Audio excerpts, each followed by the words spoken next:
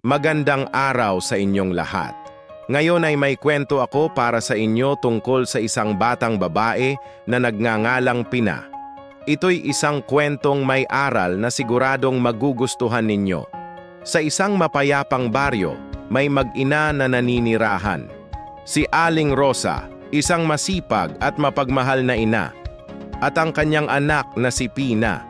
Kahit gaano kalaki ang pagmamahal ni Aling Rosa sa kanyang anak, may isang bagay na hindi niya magustuhan, ang katamaran ni Pina. Isipin ninyo, sa tuwing may ipapagawa si Aling Rosa kay Pina, laging may dahilan. Mamaya na po, pagod po ako, ayaw ko po. Alam niyo ba kung gaano kasakit sa isang magulang na marinig ang mga salitang iyon?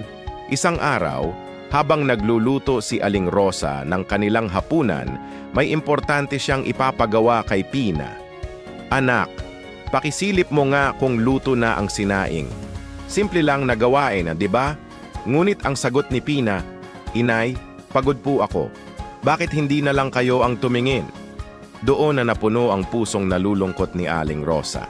Sa kanyang pagdarasal, buong pusong sinabi niya, sana anak ko, magkaroon ka ng maraming mata para makita mo ang lahat at hindi ka natamad. Kinaumagahan, kagulat-gulat ang nangyari. Wala na si Pina. Hinanap siya ng mga kapitbahay, ng mga kaibigan, ngunit wala ni anino niya ang nakita. Pero may kakaiba. Sa kanilang bakuran, may tumubong halaman. Hindi ordinaryong halaman, kundi isang may kakaibang prutas na puno ng mga mata. Tinawag nila itong pinya mula sa pangalan ni Pina. At hanggang ngayon, kapag nakakakita tayo ng pinya, naalala natin ang kwentong ito.